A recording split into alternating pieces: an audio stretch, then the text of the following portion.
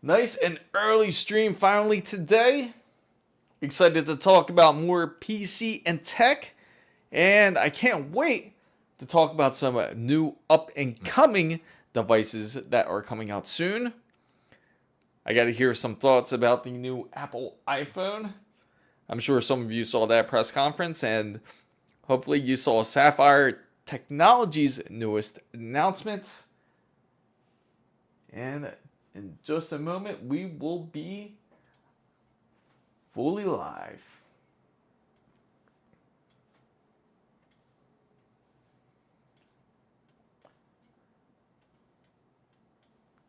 Just want to pull up some info here, guys,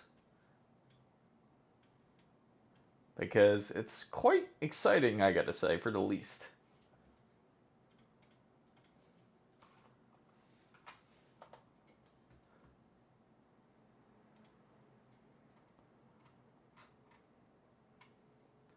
Hopefully everybody's had a wonderful day so far. If not, let me know how you're feeling.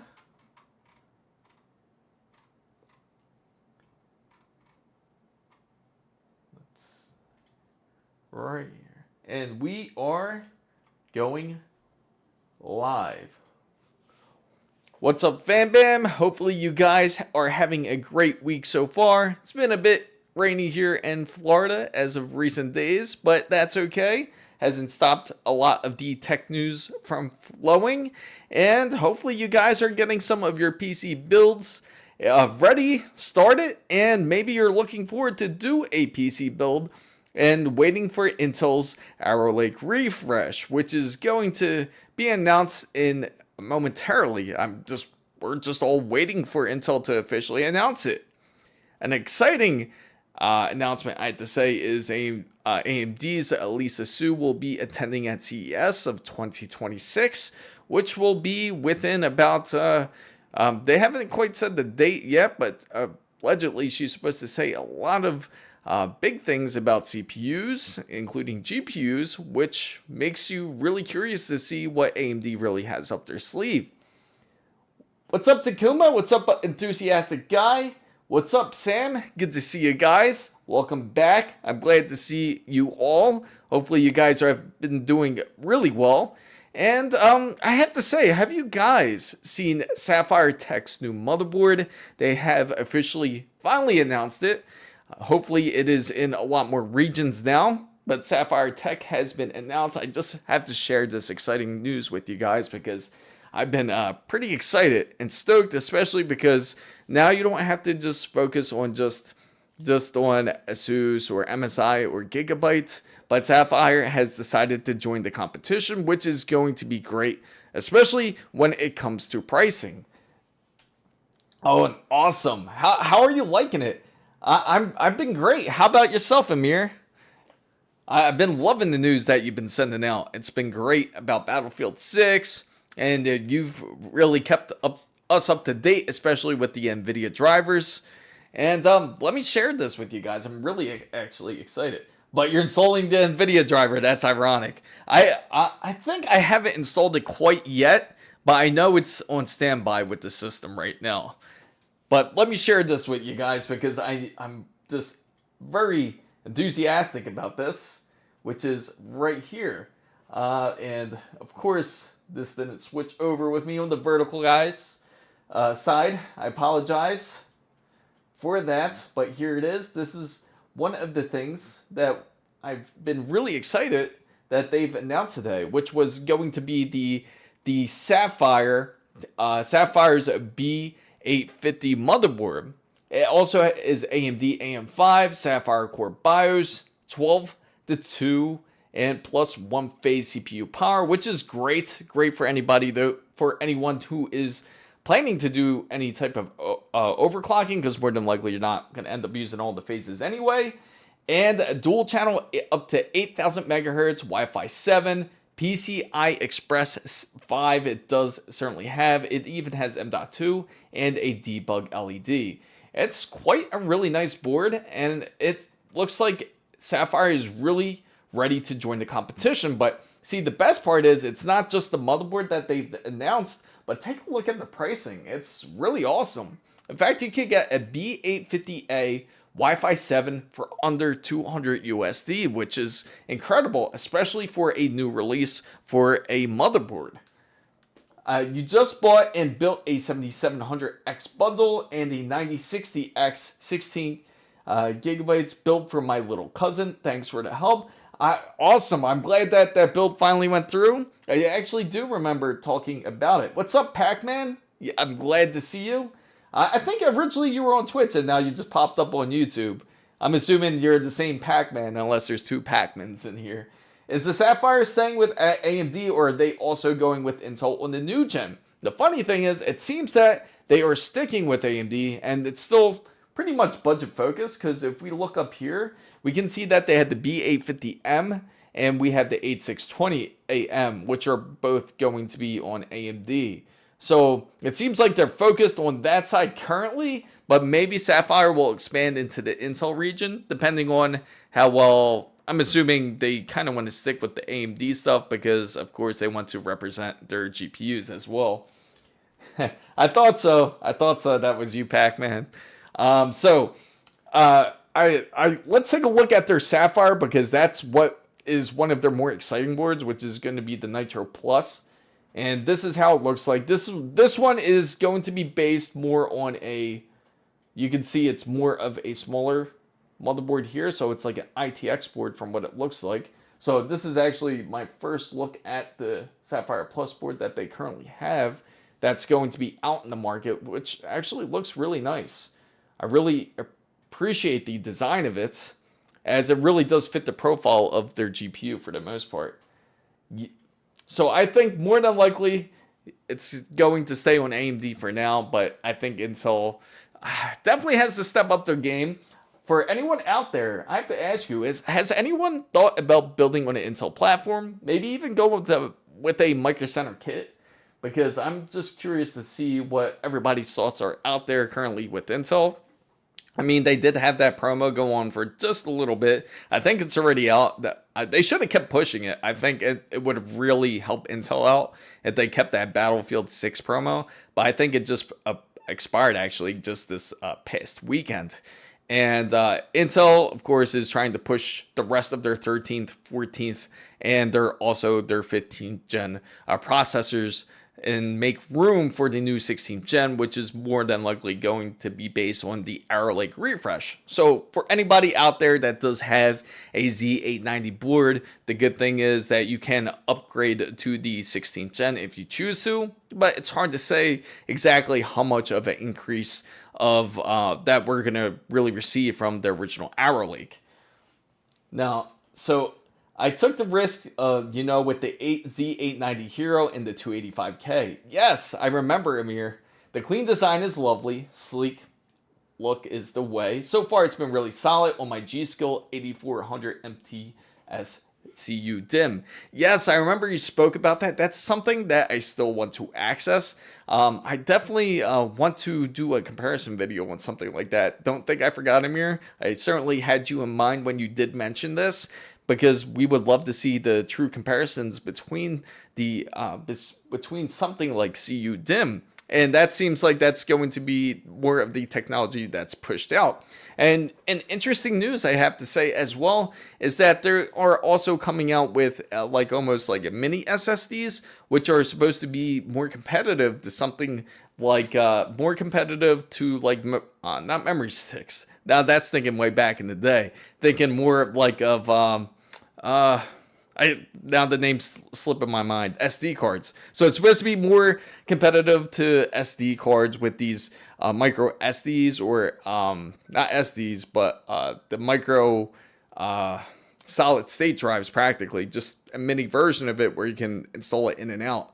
So I'm curious to see how that's going to turn out and see how well that develops. But apparently they have even up to 2 terabytes, which is still going to be in the high price side, and up to 2 terabytes. I think it's still in the $600 or $700 range. But more than likely, you probably could end up getting a good deal, especially by November of this year, if you were to look for it. What's up, Ariant Flash? Good to see you. I see you there. There might be a little bit of delay in the feed, of course, as when you say something in the chat, so I do apologize for that. But I'm glad to hear that the G.Skill has been really solid for you. I would love to see it compared with a few other brands. I know we have G.Skill, and then we do also have other companies such as Kingston would be really nice to test, and Corsair would be another one, crucial. Yeah, sure. Feel free to ask. And also, everybody out there, don't be afraid to ask any questions. This is a AMA, so you can feel free to ask any questions about anything. And you can also ask questions about PC builds and PC hardware, especially if you're thinking of a PC build. So feel free to ask your question, and I will certainly do my best to help you with an answer. And finally, someone in a live stream notices me. Yeah, it's no problem. I'm glad that I've noticed you, and you can certainly throw the question out there.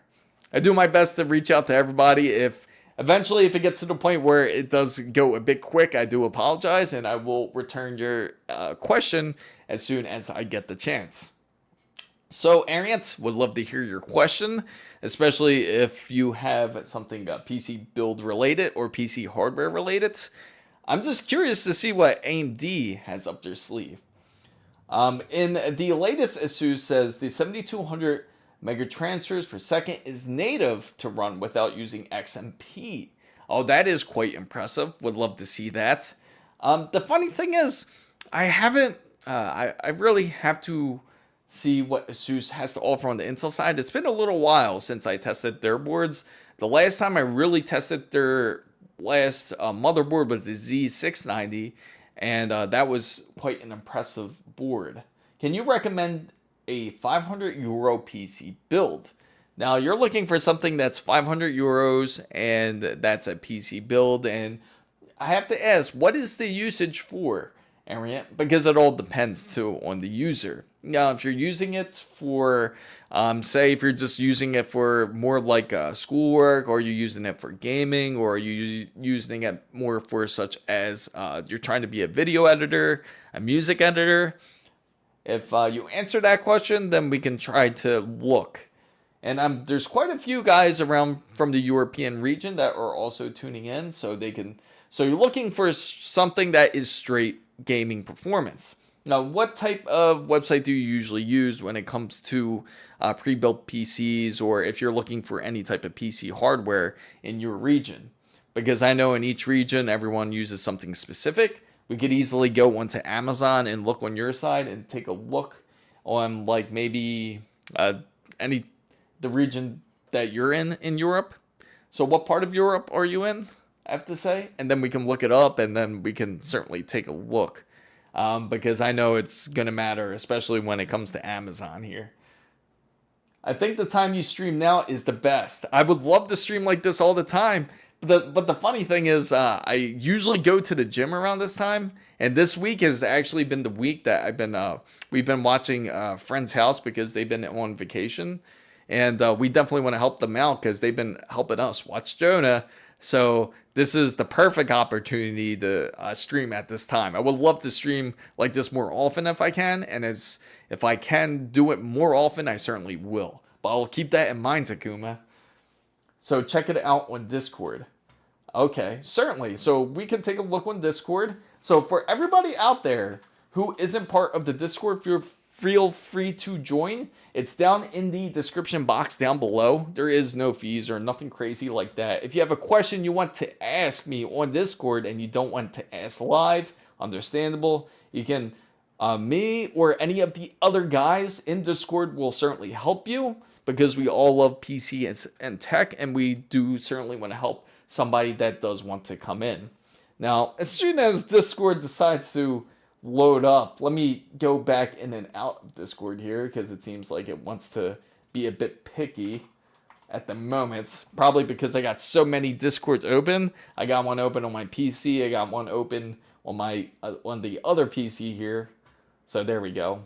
It's loading up now, and I am entering Discord. And I see on the PC hardware side, yes, unfortunately.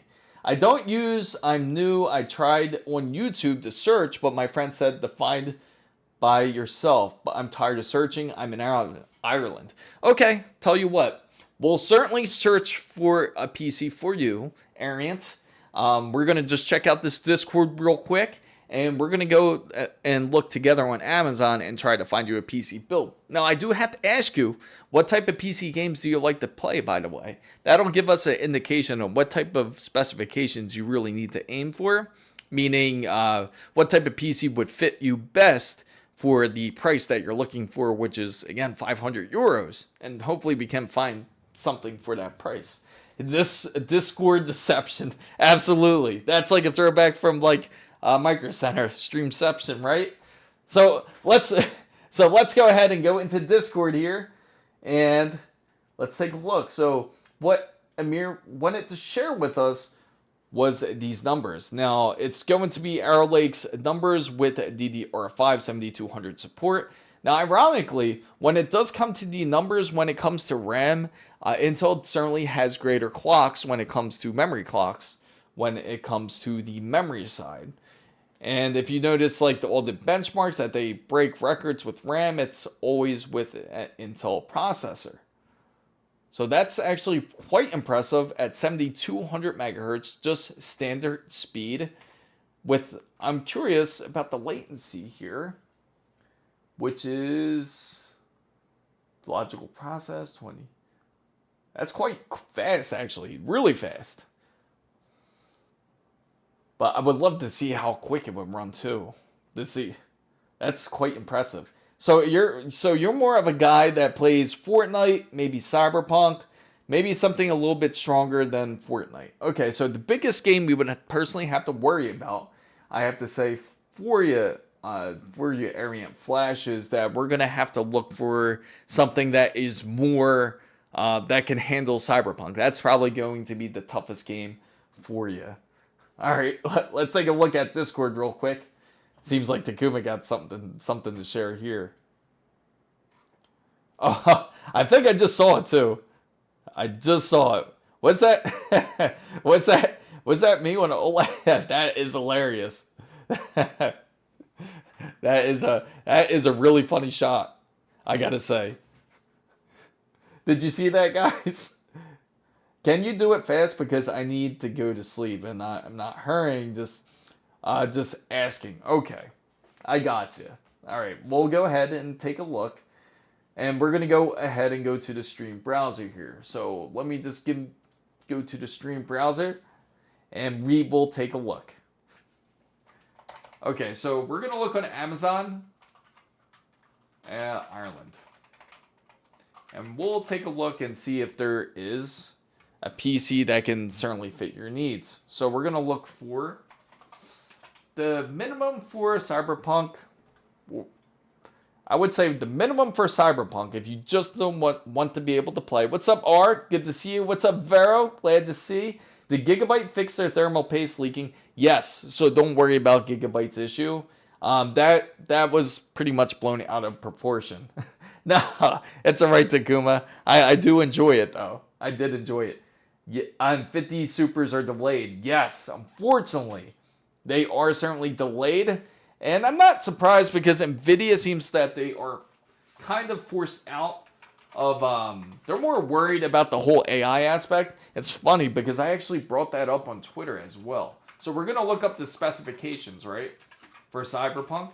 So you want to be able to run it at the least specifications. We're going to go on CD Projekt Red's website here for system requirements. No, we're just going to allow necessary cookies, but this is what we want to see here. We want to see the system requirements here. And for Cyberpunk, man, they made that really small. Let's make it bigger here. Okay. So I wish they made that. That's crazy they didn't make it bigger. All right, let me try to... There we go. That's better. So, for the minimum requirement for Cyberpunk is going to be based on a RX 470 or GTX 970. That's actually quite optimized. I remember running it back then on an RTX 2080 Ti, and it just could not pass 40 frames. But then again, that was at a time when Cyberpunk was not very well optimized here. So you're doing a custom PC, okay? So that'll make it a bit easier then. So a 1060 is what's recommended at least, but they're gonna stop updating the 1060s. So the best card for you to get, we're gonna take a look here. We're gonna look at RTX cards just to see what they offer. Because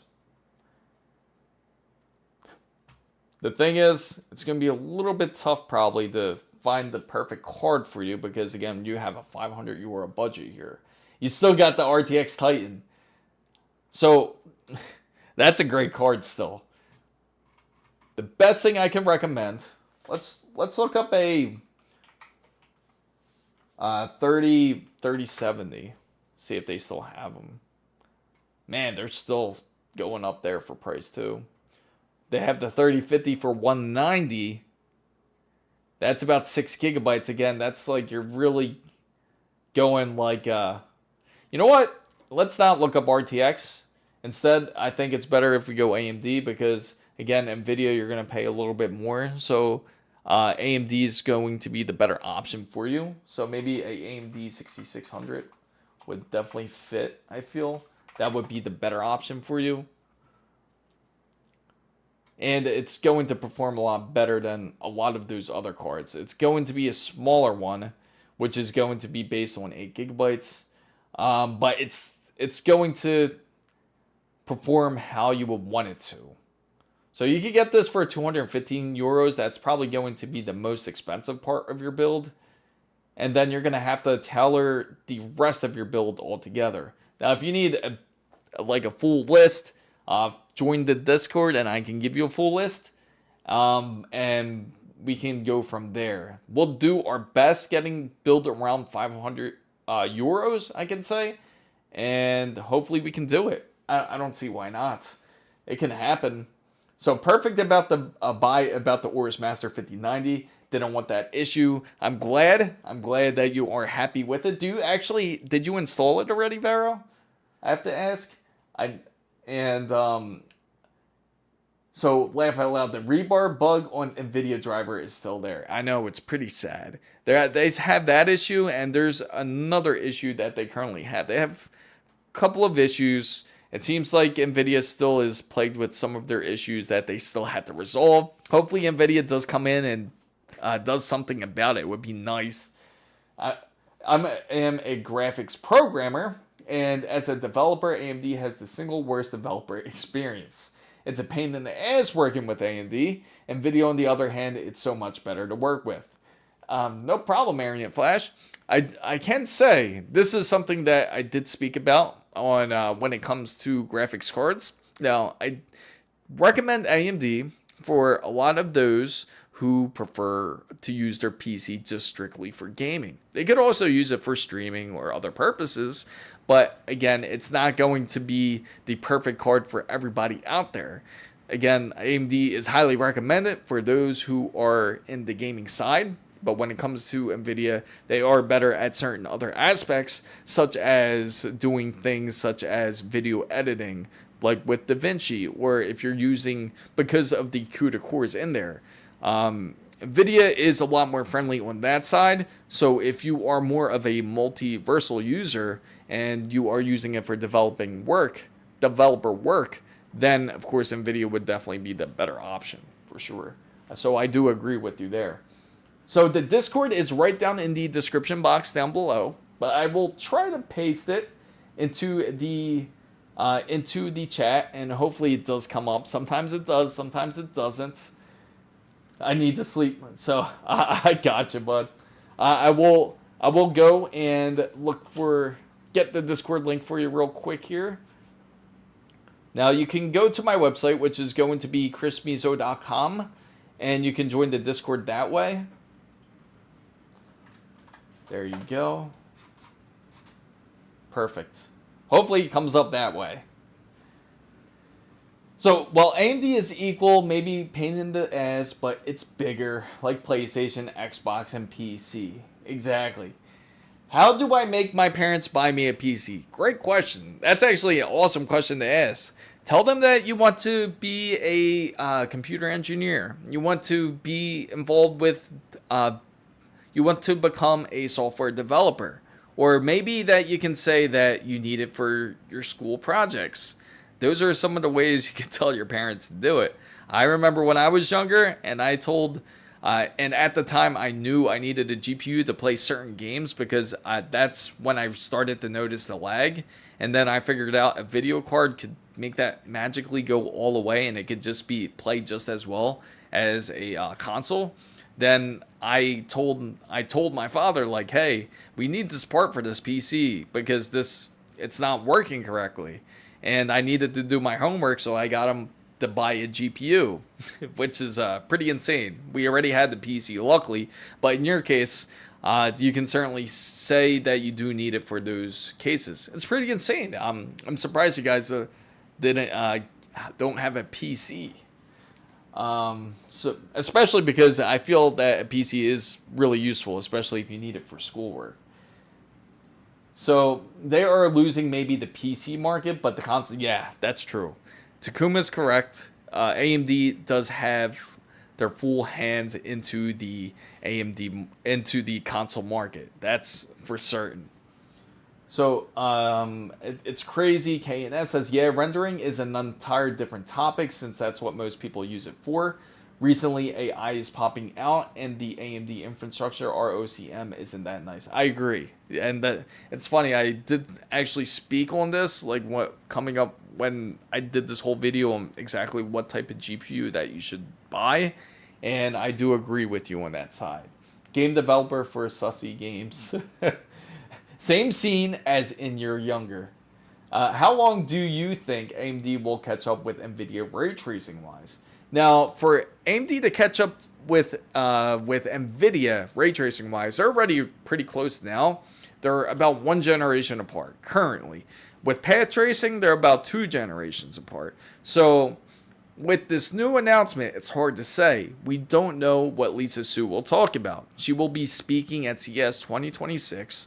And hopefully she does speak on the CPUs and she does speak on behalf on the GPUs. And if she does, then we will know where they kind of stand in the ray tracing side. Because allegedly that they're saying with these new AMD GPUs that it's going to be able to surpass even the RTX 6090. It would be hard for me to certainly believe until it actually does happen because we've heard a lot of rumors such as that, even with the even with AMD's Radeon 9000 series. So let's hope that AMD does do some catching up. Let's see if this whole thing with the tortoise and the hare type of situation does happen, where NVIDIA is like the hare and just like kind of takes a nap because now for some reason they delayed their supers because they feel like they don't have to. Their presentation is going to be more focused on the whole AI side. So if that's the case, this is a very good opportunity. AMD has had pretty much like the whole year nearly. It's going to be nearly a whole year to really prepare something for the audience, especially for those who are looking for a high-end gaming card from AMD.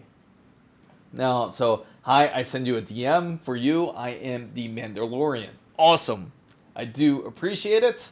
I will certainly take a look at it as soon as I do get the chance here. If you want me to put it up on stream, let me know, and we can take a look. So, yeah, I have a mid-range PC with no GPU. So, definitely got to get a GPU for sure if you want to enjoy it.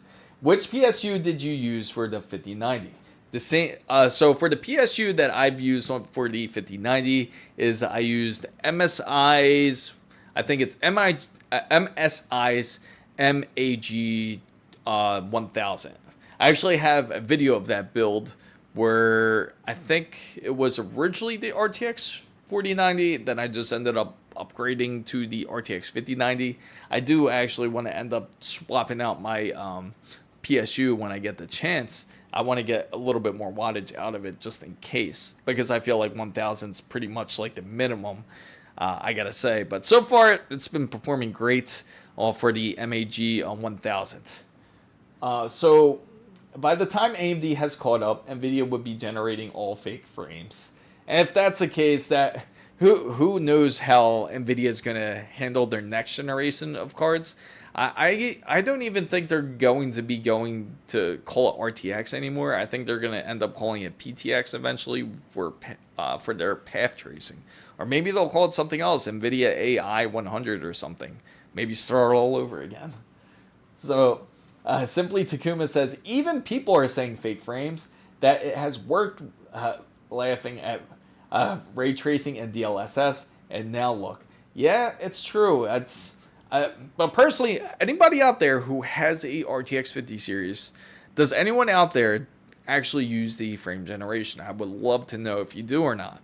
For me personally, I feel like I get, I don't really get the performance that you'd expect out the frame generation, so to say. Sure, you get more frames out of it, but you don't get it doesn't really feel like the extra frames are really there.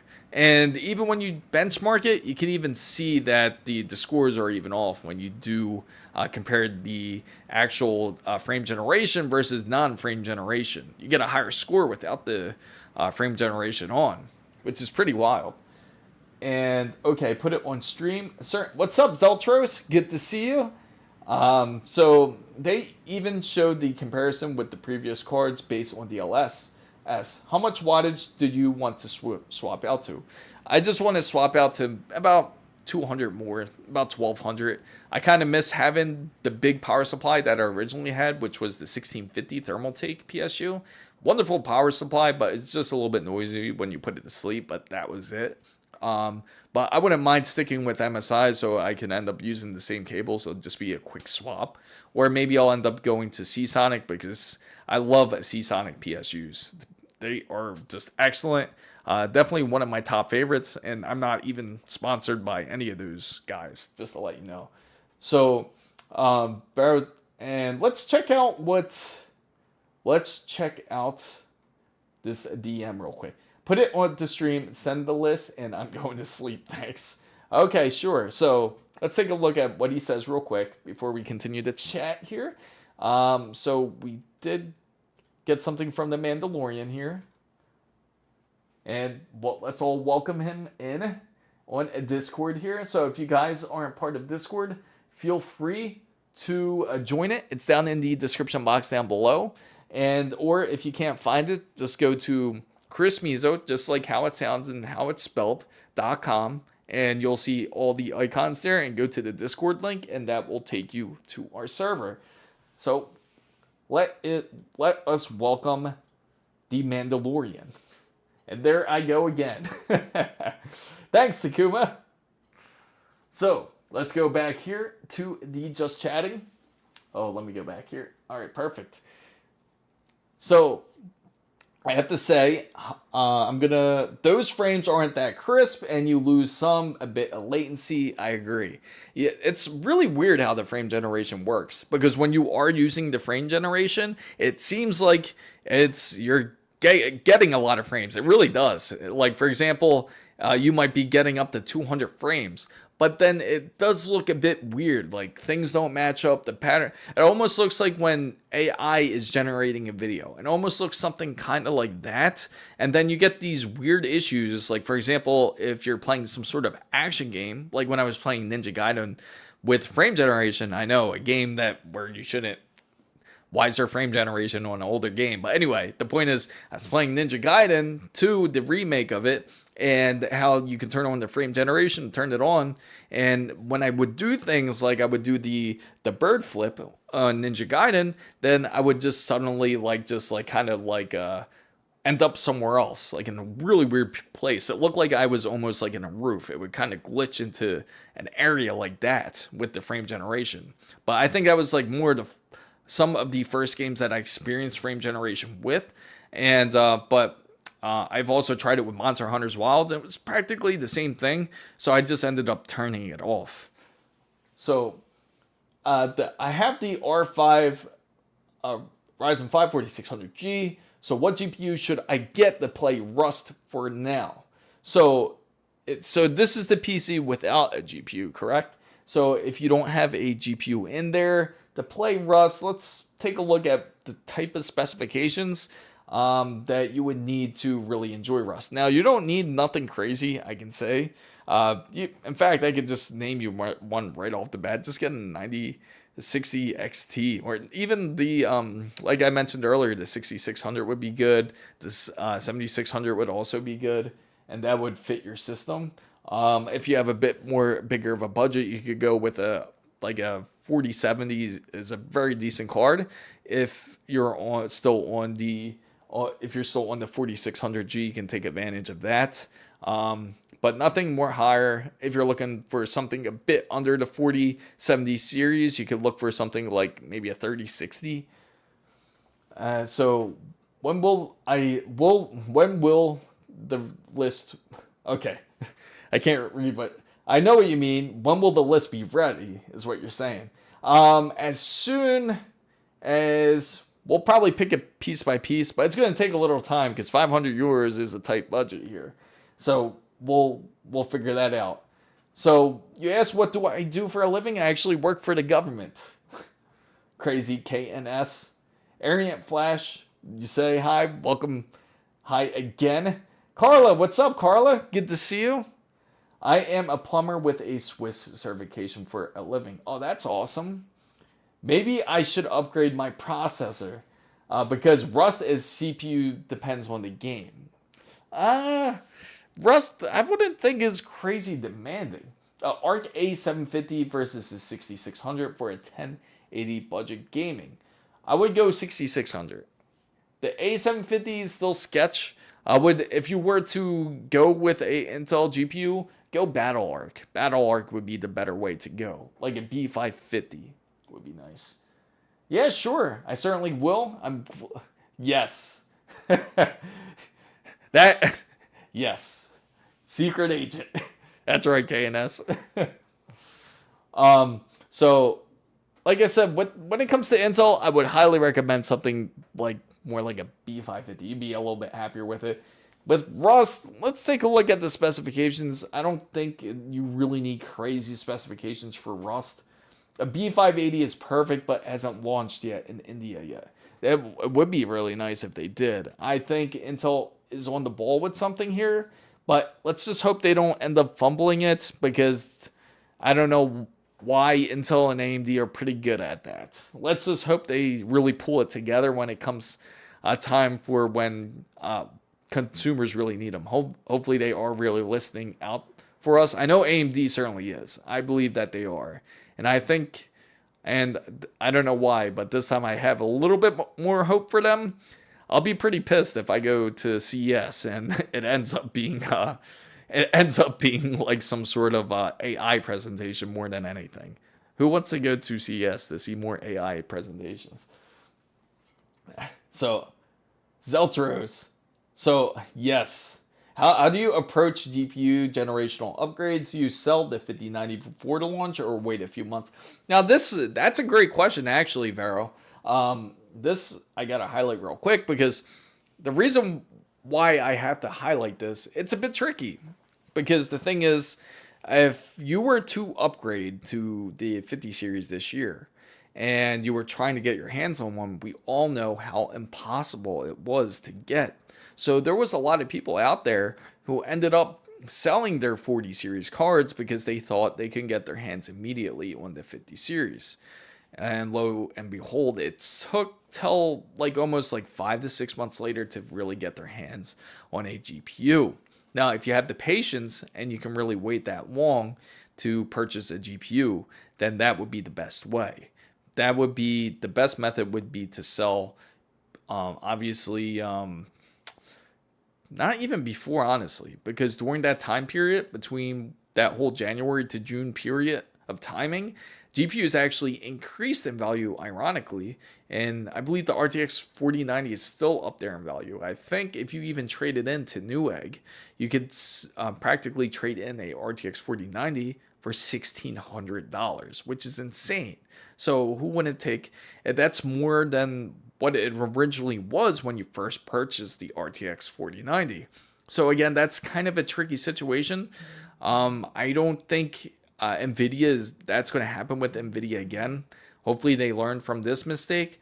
But usually the best option is to sell before you purchase a GPU. And usually you can get your hands on one. But now with this timing and this type of mindset where people feel like they have to buy the newest item to either scalp it, which is what it seems like. We all know it's going to happen to consoles. We all know it's going to happen to the latest and greatest things. Unfortunately, it's hard to say if it's good to be able to do that now, to sell before, because we don't know how long you'll be without the GPU, or if your GPU will end up increasing in value because of what's happening currently with the tech industry. So, but that's a great question. So hope the release is not cranky. I have the i9 14900K. Whenever some heat, I just let it rip. And hopefully you updated your BIOS. That's something I have to mention out there. And for anyone who is curious about the upcoming video that I will have up on Sunday, it's going to be based on updating the BIOS. So if you haven't done it already, especially if you're on the 13th and 14th gen from Intel, make sure you update that BIOS because the voltages are important. Or if you have an ASRock board, which we've recently discussed, make sure to update that BIOS, especially if you have a 9800X3D. So check out the STG Auburn. Okay, I'll certainly check that out. So did you update the BIOS on your motherboard? Where's the CPU? That's pretty funny. So do you have Discord? Yes, I do have Discord, and I will post it right here. And if you can't access that Discord, feel free to just go down to the description box down below and you could join there, or you could go to chrismizo.com, exactly how it's spelled, and just like how it is on my YouTube, chrismizo.com, and you can click the Discord link and that will take you to the FanBam. But yeah, thanks for wanting to join. I wish there was some sort of giveaway and new. If you are interested in giveaways, we also do giveaways, but there's not currently any going on right now. But if you are interested, make sure to join Discord. I let my Discord members know first. If you're part of the FanBam, you will certainly know first. What's up, Enzais?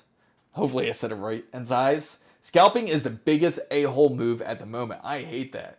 Can we all give Takuma a clap there, because who loves scalpers? Honestly, it should not be really made illegal, I have to say. So, or avoid to buy ASRock at the moment.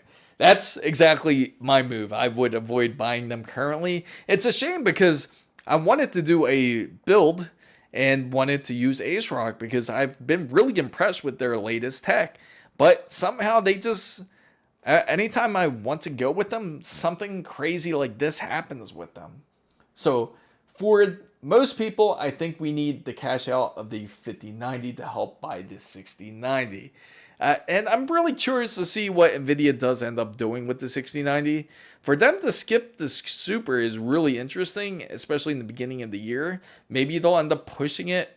It's really odd for them to push new cards out in the summer. So I could see them pushing new cards out into the fall of next year, which is kind of a big move for NVIDIA. So it would sound like that there would be more of a delay for the upcoming 60 series, if anything. So I tried to avoid using my i9 at 100% because it heats up so bad that all the fans run at maximum RPM. Oh yeah. And it sucks too much dust in. Have you tried to use the dust blower in it just to see what type of dust comes out of it? I'm curious.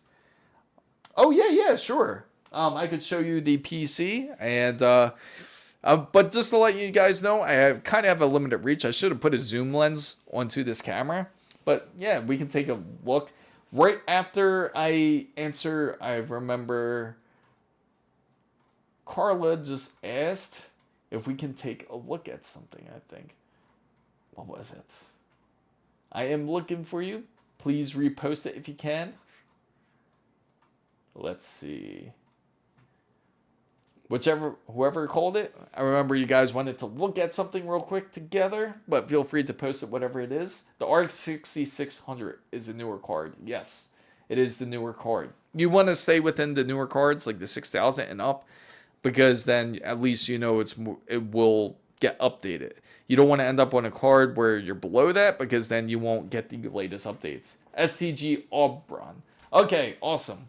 So we'll look that up real quick, and then we'll take a look and peek at the PC. Just a question, why is your AIO a system? That was all they had in stock currently. I should have honestly, where are you from, Chris? So I'm from Florida.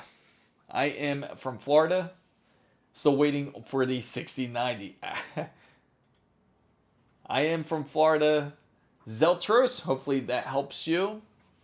So we're going to look up this STG Auburn. Is it the 6000 GPU that is out right now, the full die of the 5090? It pretty much, for the most part, it's pretty much still the 5090. It's still a Blackwell, if that's what you're asking. You won't see, for some reason, when it comes to more of their work cards, they always, it's like, it's the opposite. They're like ahead by a digit. So that's why it's going to be like the 6000 or the 7000. It's really odd how NVIDIA does that with their work GPUs. But yes, it's still based on Blackwell. So we're going to switch over here to the stream browser. And let me see. STG Auburn. Okay. So this is this a PC that you were thinking of? Or was this the PC? Because I remember you were saying that you said that your father was into PC building. Is this his designs, the STG Auburn? That's actually not bad. The pricing wise, they're not bad. Because I see that I heard of this brand. I believed saw them on Amazon. Data center grade GPUs are really expensive, even if they make more sales. I think gaming GPUs, yes, they certainly do, because the funny thing is, they even compared the, what was it? What was that name of the card again? But it's practically a RTX 5090, but with 96 gigabytes. And they compared the standard RTX 5090, 32 gigabytes with it. And even though that has so much more VRAM than the 32 gigabytes, that the performance was minimal. So you're talking a $10,000 card versus a card that's really $2,000. And the performance gain is minimal just because it has the extra VRAM. That tells you right there that that it's not really needed. You're gonna spend way overkill for anyone that wants the game on a data center card, first of all. And this would be much better used in something like LLMs for sure. So no. Oh, so he only builds 5090s. Okay. So the work GPU is the maximum Blackwell can perform, pretty much for the most part. The RTX Pro 6000. Let's take a look at the RTX Pro 6000 real quick.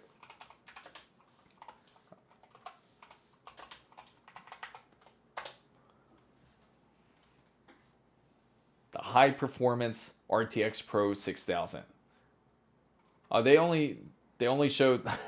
Look at these builds from Micro Center. Not Micro Center, from Newegg. Look how expensive it is.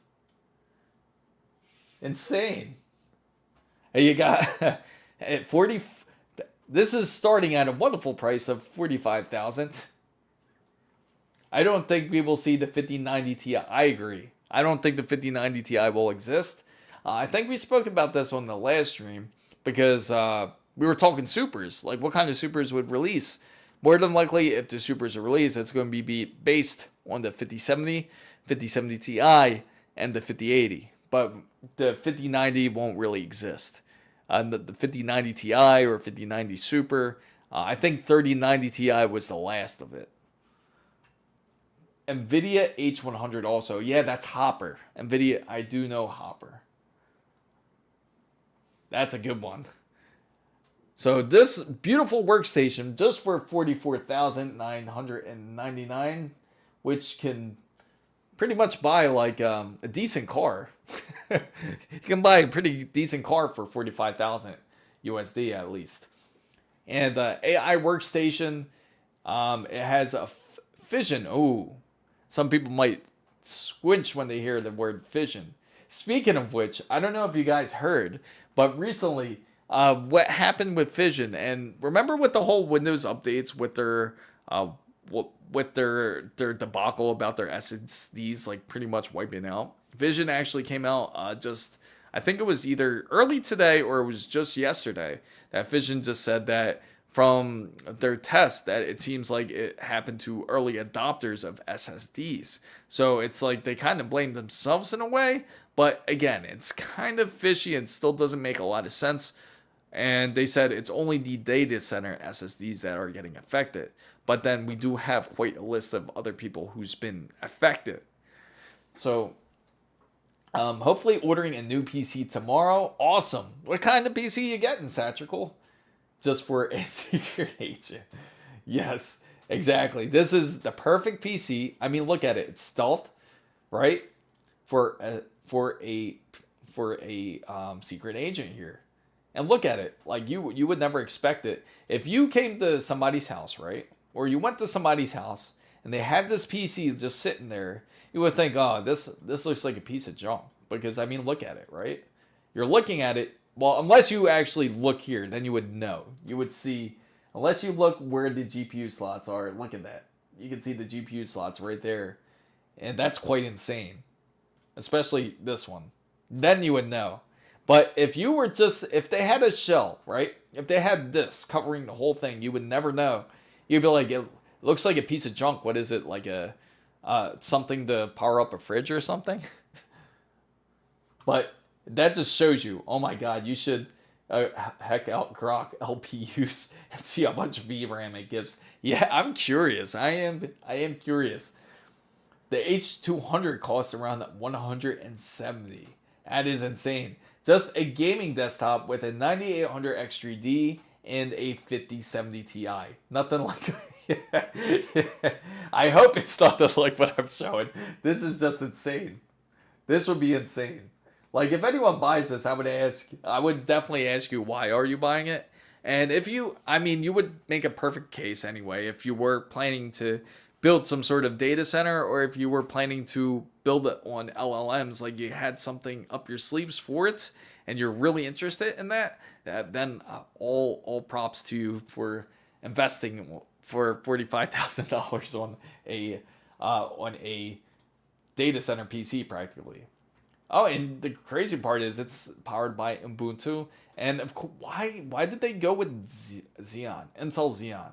It would have been way better with a Threadripper, in my opinion. If it had a Threadripper, we were talking about this too in Discord. Like, just imagine if you had a Threadripper build.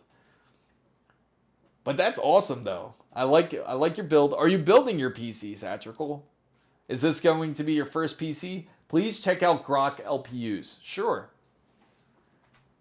Awesome, Jerome. Thank you for joining. Grock LPUs coming up. Let's take a look.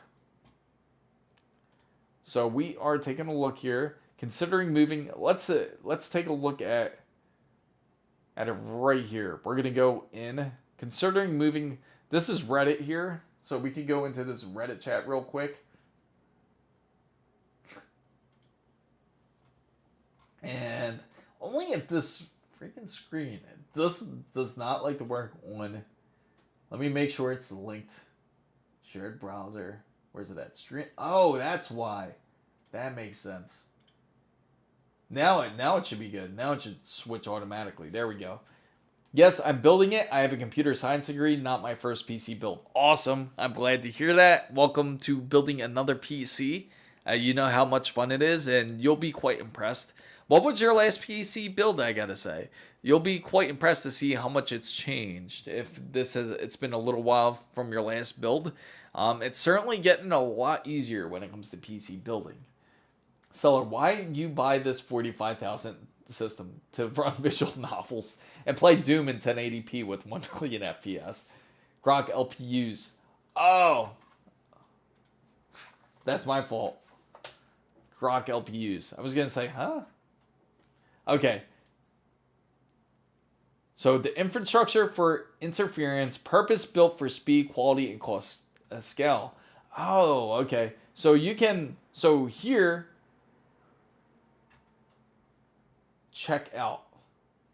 So my last PC, which I'm still using, is a Ryzen 7 1800. That's quite impressive for you to hold it on that long with dual GTX 1080 Ti. Now, you got to tell me, is one of the reasons that you are changing or upgrading your PC is because of TPM 2.0? I wouldn't be surprised because a lot of people are upgrading because of TPM 2.0. Check out ASUS ROG. Certainly, we can check them out. All right, so here it is. This is Grock. And what would you like me to look up here? Still gets 4K 60 on Boulder Gates. Oh, really? That's actually pretty impressive out of Boulder Gates. So, okay, let's just try and ask the pricing. Let's put that same exact question here about, what was it? How much would it cost? Let's see. I know. Oh, no, I don't know if that'll work. Because I'm thinking of copying this PC, right? Oh, I should have went out of it.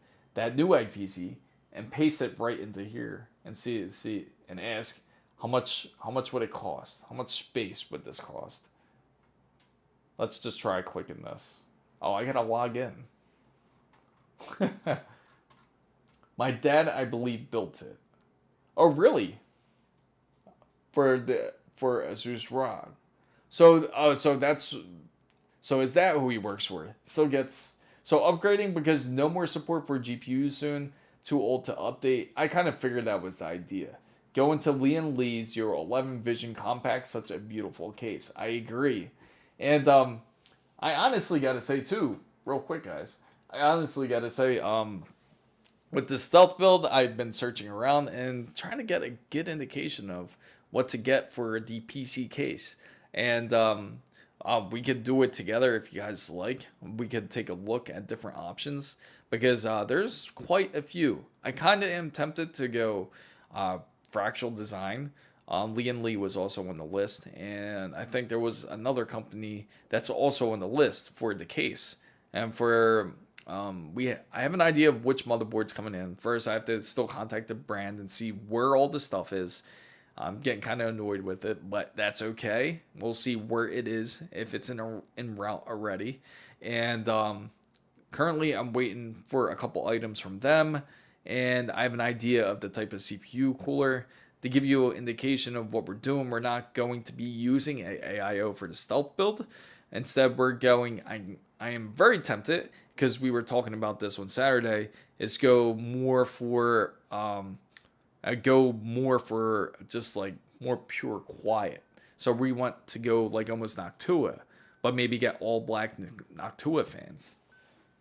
So yes, TPM 2.0, but also the new gen of hardware came all together in 2025. It is a massive hardware year. It certainly is. I gotta say, there's been all kinds of stuff coming out.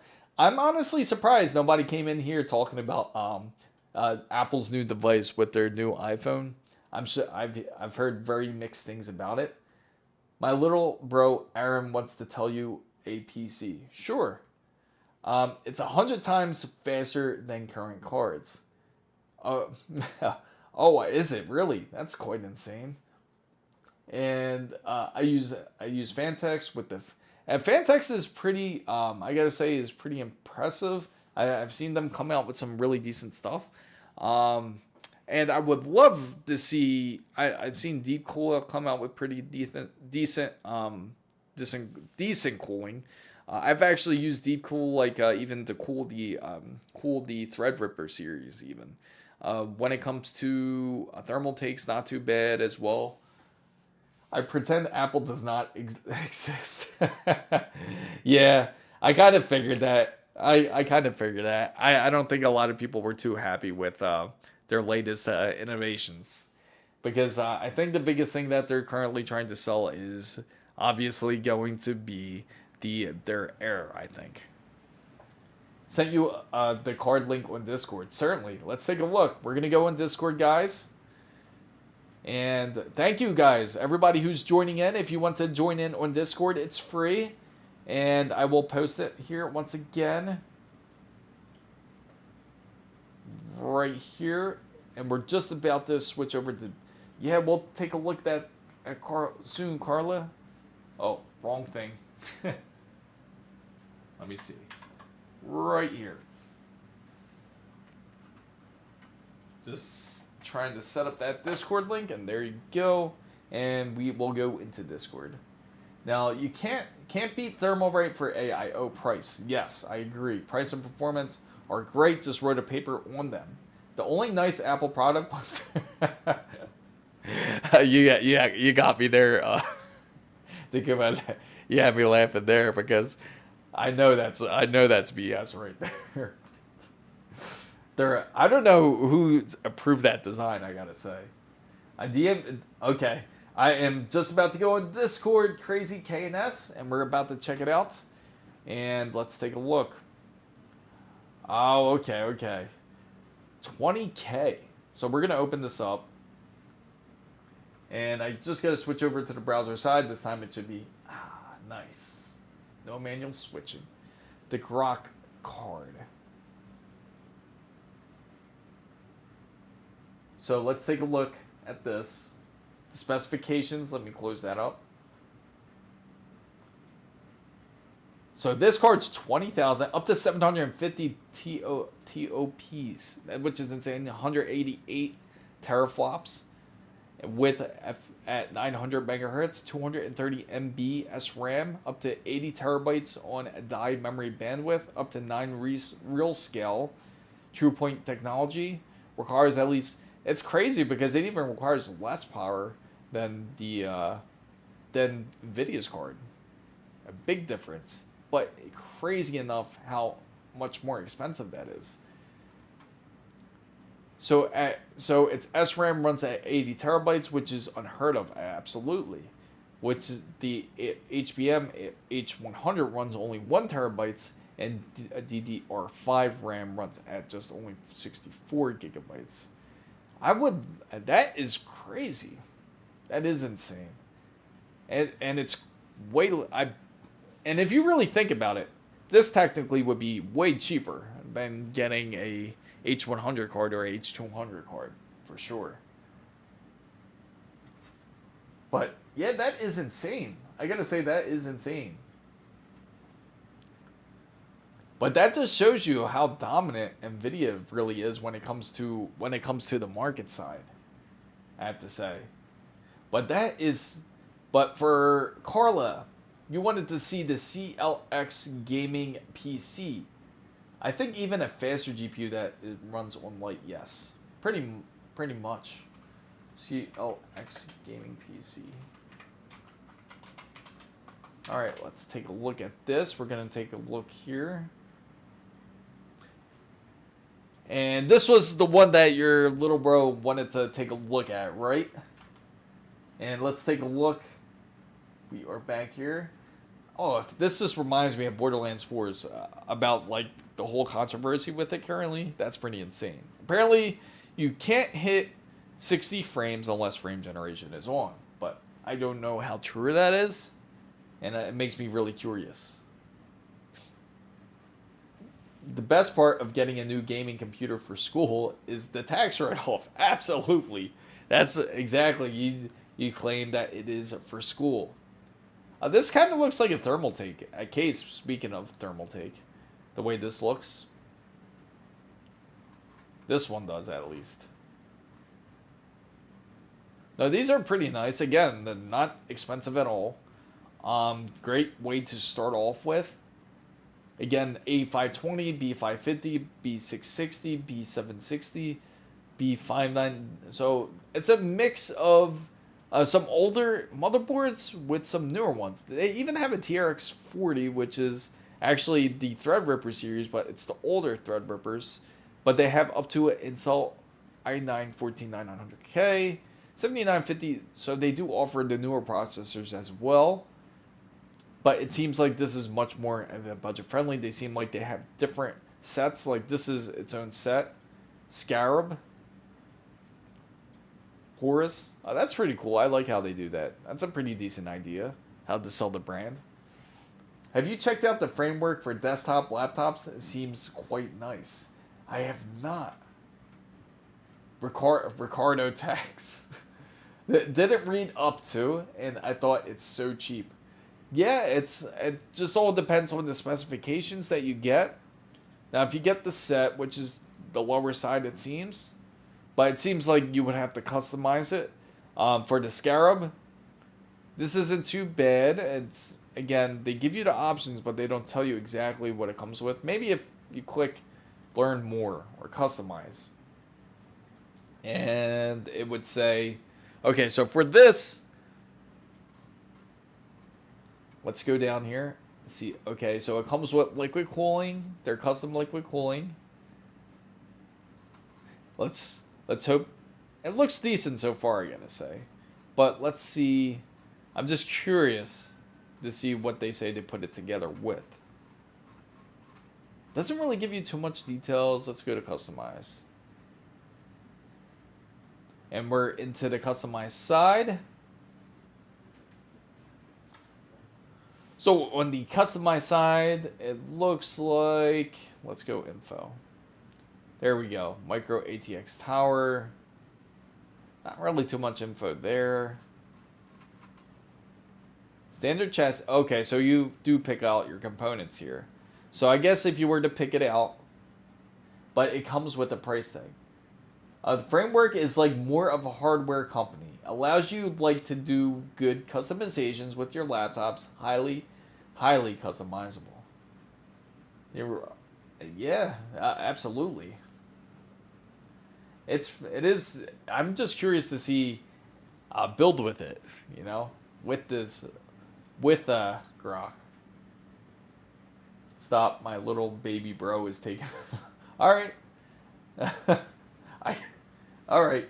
I'll lay off the topic here, and let me go back to just chatting here, and let's talk about. I gotta say, do we think AMD is going to have something big for this upcoming CES 2026? What do you guys think? I gotta say, for AMD, do you think they can actually pull a big surprise out of CES 2026? Do you think they can actually compete with, say, like the RTX 5080 or the RTX 5090 even? Because for at least a suit to show up, because it's ironic, as you guys know, or if you guys didn't know, earlier in the year of 2025 during the press conference, Jensen Huang was there, so NVIDIA was there actually doing their press conference. But for Lisa Su to actually go there and do the press conference is actually a big deal too. So it just makes me really curious to see what they're going to offer. Yes, AMD. Let's hope. Let's hope for the best for AMD. Check out the link I sent. Sure thing. Let's go check it out here. And right here, we're going to enter it, and then we'll go right back into browser mode here. Oh, wow, that's pretty dope, actually. So this is frame.work. Now it says, framework laptop 16 is endlessly customizable laptop with upgradable graphics powered by... Oh, that's awesome. So you could actually really upgrade the GPU. You know, it's funny, I was reading about something like this earlier, but this is actually cool to see. I think not so much, maybe to surprise a new GPU with bigger VRAM. Yeah, that's a possibility. What it like RX 9070 XT, XXT kind of, possibly. What date is CES? CES is really weird this year. It's going to be on January, what was it? January 6th to the 9th. So it's going to be 4 days, 6, 7, 8, and 9. If Lisa Su is talking, it makes me wonder if the press conference will be on a Monday. Usually they do it on a Monday. And like Monday afternoon, Monday evening, it depends on the timing AMD has set. I would have to look it up to see if they have it scheduled, but I don't think they do. All we know is that Lisa Su will be there. And more than likely it's going to be on a Monday. My best friend has a Samsung as a PC. I, I, I gotta say, for Samsung, I feel a bit mixed on their PCs. That's pretty dope, though. I do like the customizations of the keyboards here. And you can go with a Ryzen 9 7940HS. That's what they currently have. This is pretty cool, I gotta say. And for the memory, you can go up to, if you were to build it for gaming, it's probably still going to be way cheaper than what you can get for a typical gaming laptop, I bet. And for the M.2, I guess it wouldn't really matter as much. Now it offers the Western Digital Blacks SN770, but you can always upgrade later. That's an, well, 225. Let's give it a shot. Let's just do the 1 terabyte. Oh, if the CEO is there, it's going to be absolutely. So it makes me wonder, like, what do they have up their sleeve if she's going to be there? Secondary storage, we don't need it. Oh, you bring your own. So you can bring your own storage if you want. And I'm going to install Linux on it, right? And expansion bay shell. Let's take a look at this. The default thin and light end cap for the expansion bay interference includes system cooling, an ideal choice if you prioritize portability. That's pretty dope. And they have the graphics module. This is the big one, I think. I feel this is a big deal. Being able to, that's quite incredible. I do like the customizable option. Now, I was thinking eventually we would get to a point like this, like where, especially back then when you first built PCs, you would think that this is the direction we were going. But of course, we still, desktops still end up ruling the earth, I gotta say. But this is a great idea. So you can, they even give you options here. So even if you don't want to have the keyboard in US English, you can also have it with other languages as well. RGB, let's see if it goes RGB here. I guess it doesn't show it. RGB keyboard. So spacers can be laid out in numbers of ways. Oh, so if you want to raise up the board, I guess. That's pretty dope. And if you want a numpad module. Honestly, on a keyboard, probably I don't think that would be necessary to have a numpad module there. And let's say choose the first spacer. Let's just go with this. My dad is working on a new project. Oh, awesome. Yeah, how's the project like? So bezel. Let's go with the apple orange. Imagining opening a slot on your laptop in the back of it and then choose the PCI Express X16 slot. Though stick a GPU on it, and the laptop has standoffs for 3-slot GPU. That would be quite insane. This is the kind of thing that we've all been hoping for, because we all thought laptops was not really laptops, but tablets was going to be the next thing. Like everybody was going to move into like the laptop space. But considering the configuration, like showing you guys the pricing here, let me pull up the page so you guys can see it. That's actually really not bad for the pricing wise, right there. $2164. That's still some laptops right now. If you get a RTX 5080 laptop, it's like $4,000. It's insane. Select LED matrix. Sure thing. Let's go LED matrix. Oh man, that's fire right there.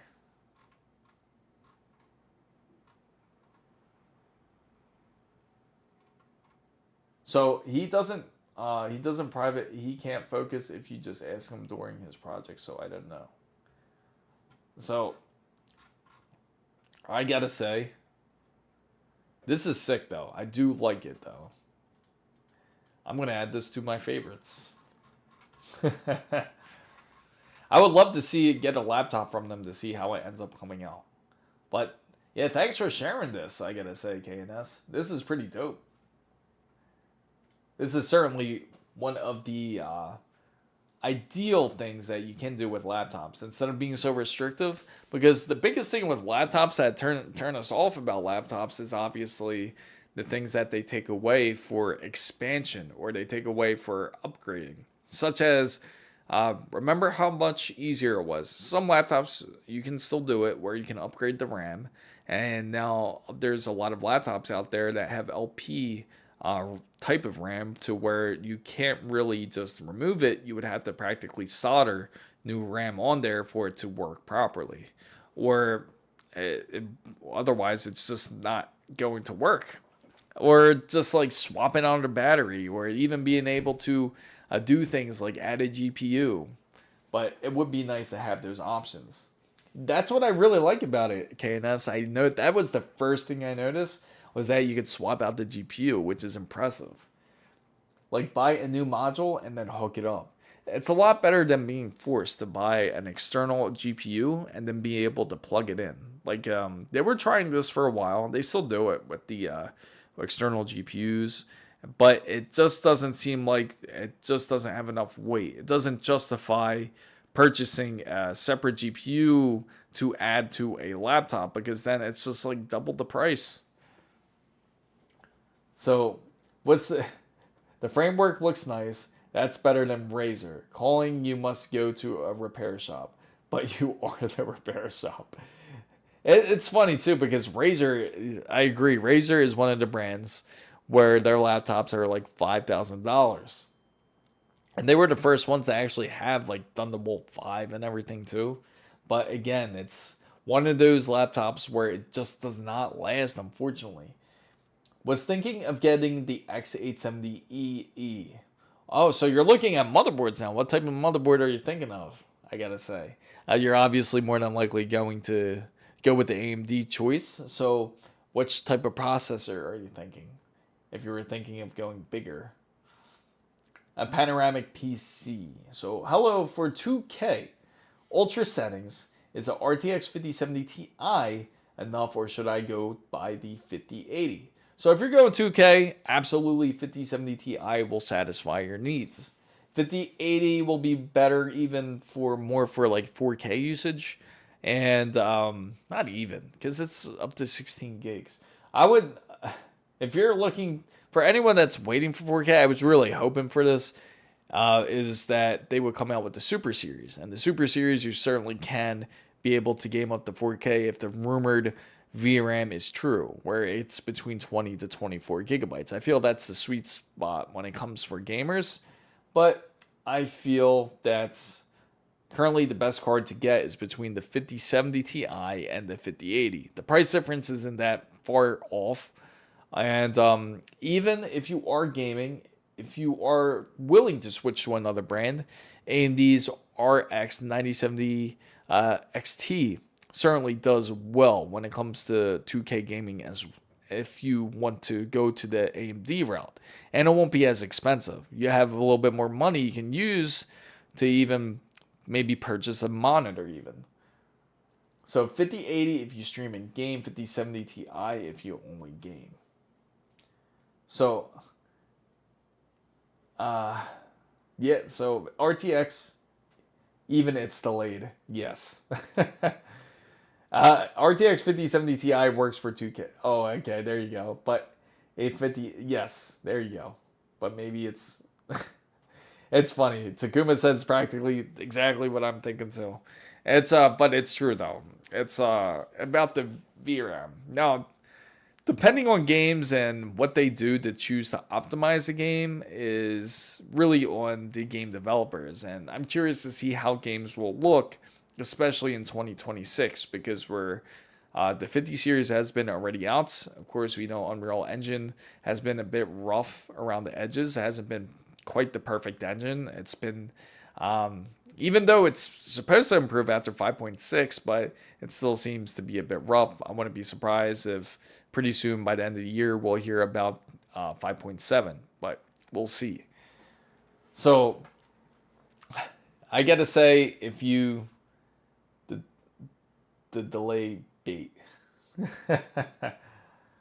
Oh, I feel, is the feed delayed or is the chat delayed? Hopefully it's none of them. So hey, Chris, I've seen these Ryzen 7 2700X pair with the RTX 2070. Super still worth it in 2025. I'm playing more on some racing games. So if you have a 2700X pair with a RTX 2070 Super, if you are still comfortable playing on it, by all means, it's still a very good rig to game on. If you are planning to play newer racing games and newer type of like sims, then I would recommend then upgrading. And it depends on what type of, how your setup is. Like if you want to upgrade monitors, then it's going to matter. If you're not, if you're keeping everything practically the same, then I wouldn't worry as much. All right, Carla, good to see that you are here. Thank you for joining in.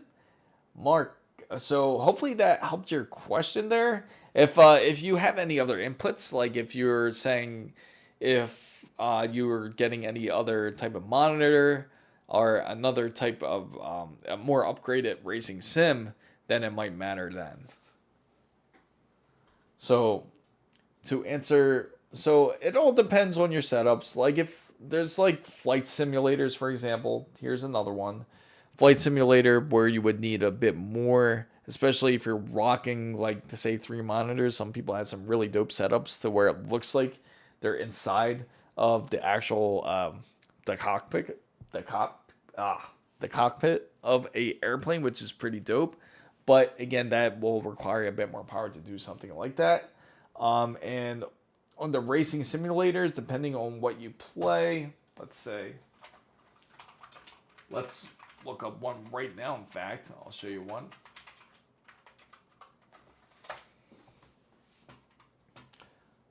Let's look at Corsair competition here. I'm going to load this one up real quick. Go back here. And let's take a look. Like if you're playing something like this, let's go back to stream browser here. It looks something like this. And then of course it's gonna require a bit more, but this is pretty dope.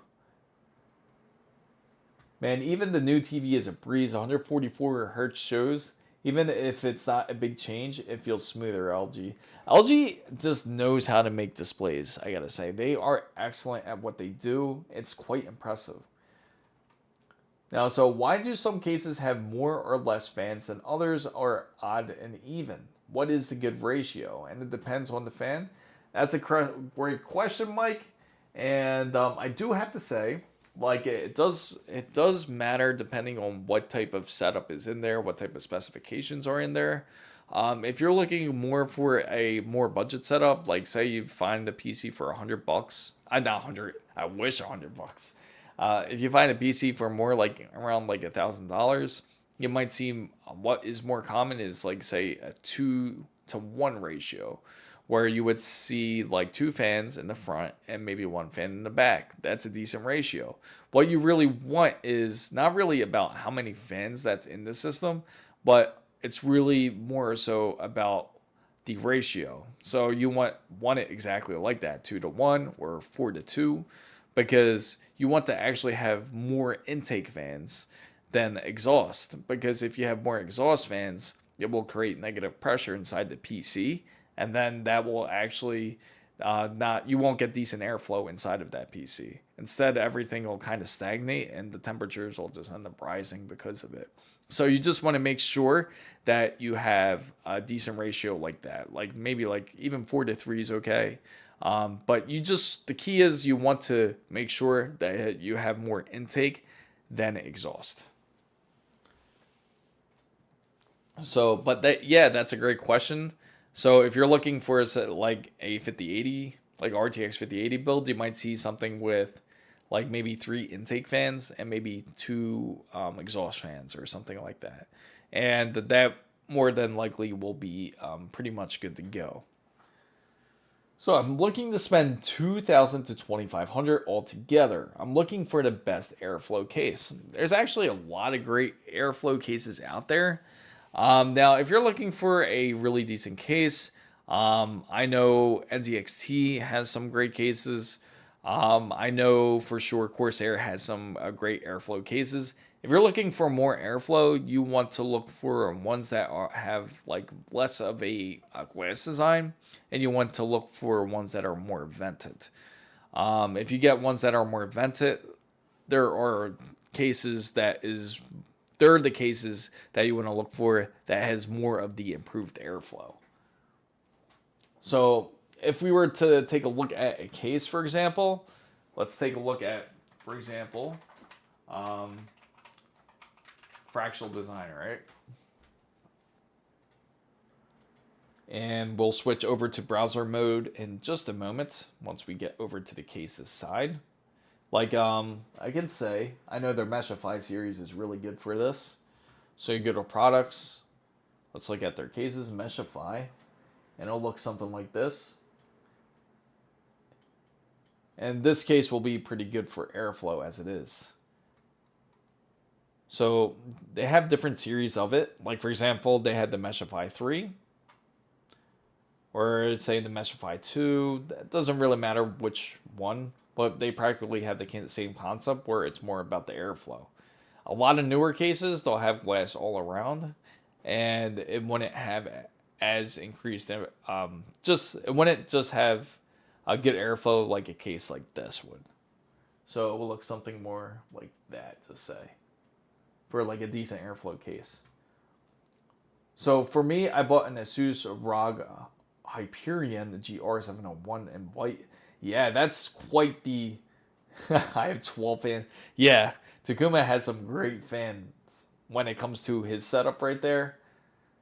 The GR701, that's quite the setup. If you guys don't know what the GR701, it's quite an expensive case, but it is a really nice case. It's the only case that I know that has 2 USB-C ports on the top of it. Eventually, we're going to see more of it. I know we'll see more of it, but let me show you. It's right on the top of it, and it gives you plenty of room if their website wants to work. Let's stay here. There we go. And let's zoom in. Not a very clear picture there, but let's see if we can get a clear picture up on the top. It looks like this. Hopefully that's better. Yeah, there you go. Zoom out a little bit. There we go. And looks something like that. You got the 2 USB-C ports. And it has 4 USB 3 ports. And you got a headphone jack. Only thing that bothers me, I always like to have the two jacks. I like to have the headphone and I like to have the microphone jack. I feel like Windows does not really integrate that well enough when it comes to the input. The Miko Hyperion looks dope, but I also like the yes, I do too. And I'll show you. Have you seen the motherboard too? The motherboard actually went up on sale just the other day. It was like $500 for the Hyperion one, for the Miko motherboard. Right here. This is it right here. This is pretty an amazing looking case. And here it is. Let's go into the gallery when it decides to load up here. This one looks like it says RTX 50 series ready. It better be. That is nice though. That is really nice. This one looks like a nice clean design too. I always like the straps on the PCs like this because it just makes it so much easier to carry up. It's the Helios Up. Ah, yes. He Ups. Okay. Switch back here. But yeah, they have a lot of really decent cases when it comes to PCs. Again, Fractal Design's a great one. ASUS also makes them. They also have it by who else? I gotta say, Thermaltake, of course, has theirs. Lee has their version. Of course, the classics, the O11, but theirs isn't as much for airflow. But the ones I would highly recommend are like the ones like where Fractal Design has it, where they have more of the airflow inside. Same thing with Corsair's, even 4000D cases. If you're looking for more something that is a bit more budget friendly, but gives you a ton of airflow, is something I would recommend. And NZXT's, like say the H7 airflow case. But those are some great options out there if you are looking for a PC case. I wonder if is there anybody out there really waiting around, I gotta say, for AMD's Arrow Lake refresh. Is anyone willing to give it a shot? Because I'm curious to see if anyone out there is willing to do a build on a Intel 16th gen now. Or do you think that this is just going to end up again like just another disastrous point for Intel? Because it seems like they're just trying to get rid of what they have almost. Now originally the 18A was supposed to release this year, but they decided to delay it into the next year, which is going to be based on Nova Lake and eventually Panther Lake, which is the big one that Intel really wants to push out. But I'm really curious to see what Intel does, because I feel like even at CES when they were there, it wasn't like nothing big and no crazy type of show that they had. They didn't really have anything to prove. But with the new CEO, I'm curious how he's going to present things here. So I had planned my first full ASUS ProArt build, but the X670E ProArt motherboard didn't come with the SPDIF out. So I chose the X670E Crosshair. Now all Gigabyte and all white build. Well, but Gigabyte though, I gotta say, is very awesome of a build. But yeah, I can see why you pulled out. Some people really do look for the SPDIF. It's a bit unfortunate when they do end up like changing it out just like that. But I'm glad that you found your perfect build for the most part when it comes to your PC build, as I know that is. I feel that anybody that finds their perfect motherboard or perfect processor or however they build their PC, it's one of the most proudest things you can certainly do when it comes to your PC builds here. And I am curious though how it's going to be when Sapphire does release these motherboards. I really want to see how well they perform, and I got to say the pricing is just really good on them. I can't wait to see some builds, especially with Sapphire. And I'm curious if Micro Center will actually start pushing them into stock, or if they're going to be more available. They should be a lot more available now. But yes, today with my TV, my 5-year plan begins. Awesome. I'm glad it does. I can't wait for it. I bet it's gonna look. I bet you have everything all lined up. You have your list ready to go. I am really curious though. I'm still debating on this whole thing. What's up, Felipe? Welcome in. Do you have any questions? Feel free to ask. And that's anybody in here. If you are enjoying the stream, make sure you don't forget to like and don't forget to subscribe as well. And thank you for anyone that has joined in. And especially for those who joined in on Discord, feel free to join in. If you need to get onto Discord, it's also down in the description box down below. But welcome, especially that you're from Brazil. I know it can be a little bit tough getting PC parts down there, I bet. But I am, let's take a look here. And, oh, that's something I've also wanted to talk about. So guys, speaking of PC portables, because we just were on the topic about laptops earlier, right? So Have you heard the full discussion about the Legion Go 2? So I'm building my first PC ever with my son. So I don't know much about internals of PC building. So I'm consuming as much information as possible. Okay, so what type of questions do you have? Do you have questions about about compatibility, like how to put it together? We can start from there real quick. I can give you a quick rundown, or even explain more in Discord. If you have a Discord mic, feel free to join in. If you and the best thing I can say is, if you are doing a PC build for your son, you want to make sure to obviously get the PC case, which we discussed. Now you have an idea of a case where you get decent airflow. Now for the second portion of it, you want to find the type of processor first that you want to use on it. Now for the processor that you want to use, most people go with AMD, so I can just go ahead and recommend that. If you are from the States, you can also go onto things like Newegg or Amazon. If you have a Micro Center close to you, that's even better. And you can be able to purchase their bundles. You want to be able to make sure that the processor, for example, if it's AMD, you want to make sure it's AM5 that sits with, say, sits with the motherboard that's AM5. So it's going to be from the AMD Ryzen 7000 series and up is AM5, and that's the motherboard that you will go with, is called AM5.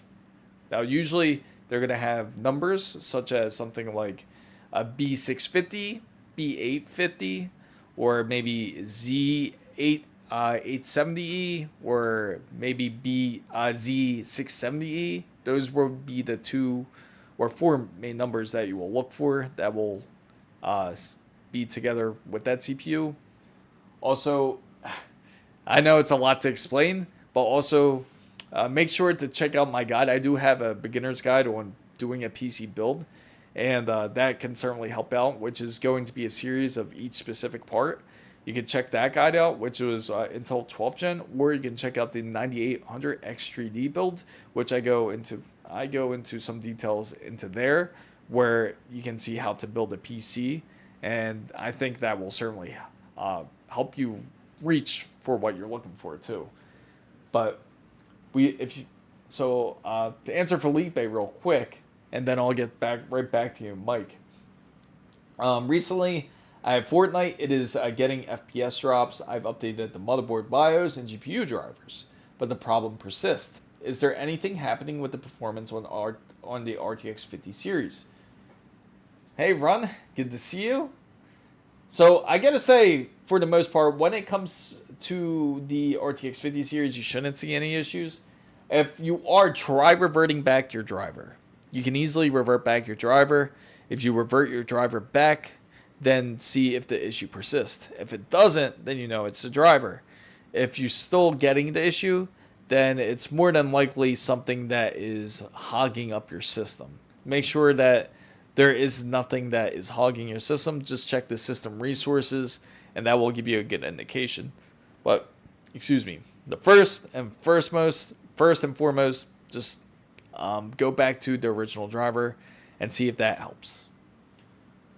So, display driver, yes, that's a good example too, Takuma. So, maybe also a good content for you, Chris, how people can, yes, thank you, Takuma. That's a great idea. I can certainly do something for that. Thank you for sharing. And I will definitely put that into my list.